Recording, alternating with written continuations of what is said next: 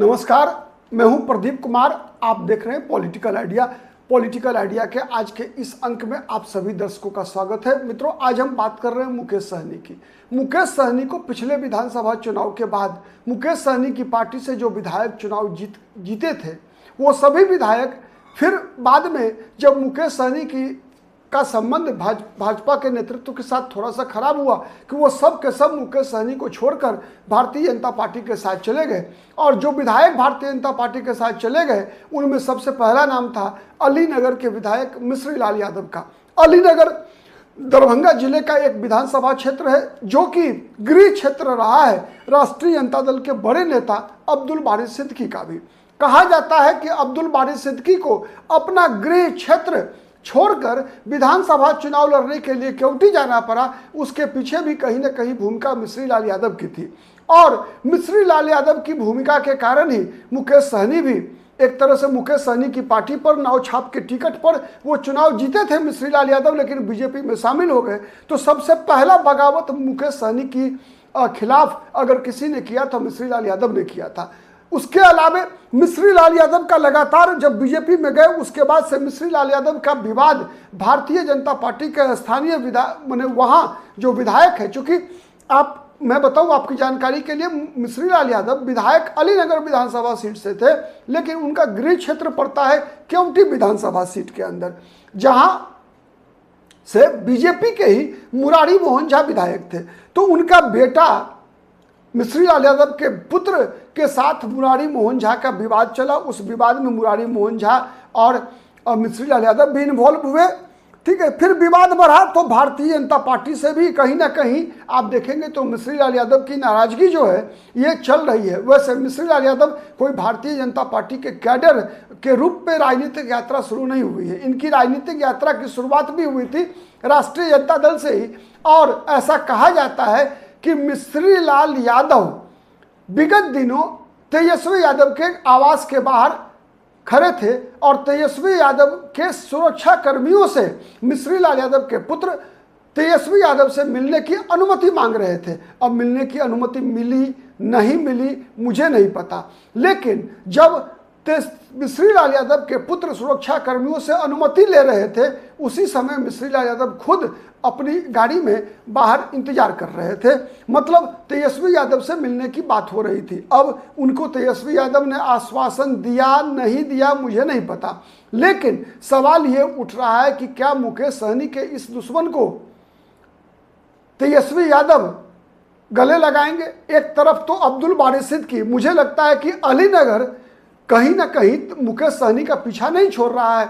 अब्दुल बारी सिद्दीकी ने 2 दिन पहले ही ये खुलासा करके बवंडर मचा दिया कि मुकेश सहनी को डिप्टी सीएम बनाने का कोई कमिटमेंट हम लोगों ने न 2020 में किया था न 2025 में किया है।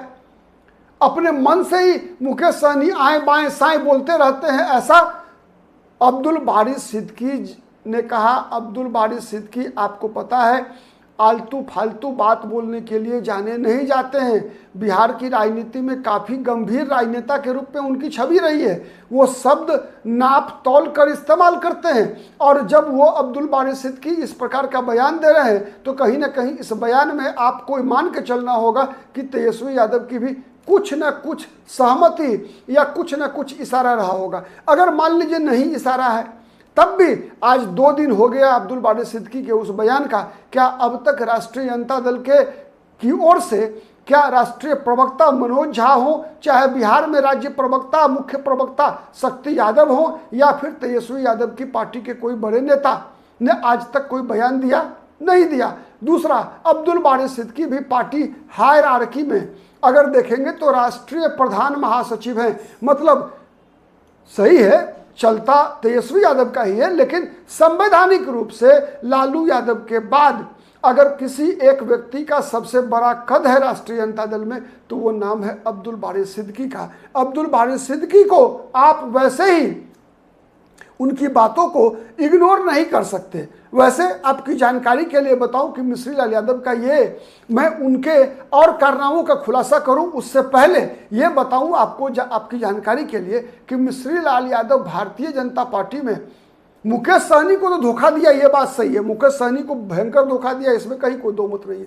लेकिन भारतीय जनता पार्टी को भी जबरदस्त धोखा देने के लिए मिश्री लाल यादव जाने जाते हैं। आपकी बात जानकारी के लिए मैं बताऊं कि मिश्री लाल यादव भाजपा में शामिल होने से पहले राष्ट्रीय जनता दल में थे और राष्ट्रीय जनता दल के जिलाध्यक्ष भी हुआ करते थे।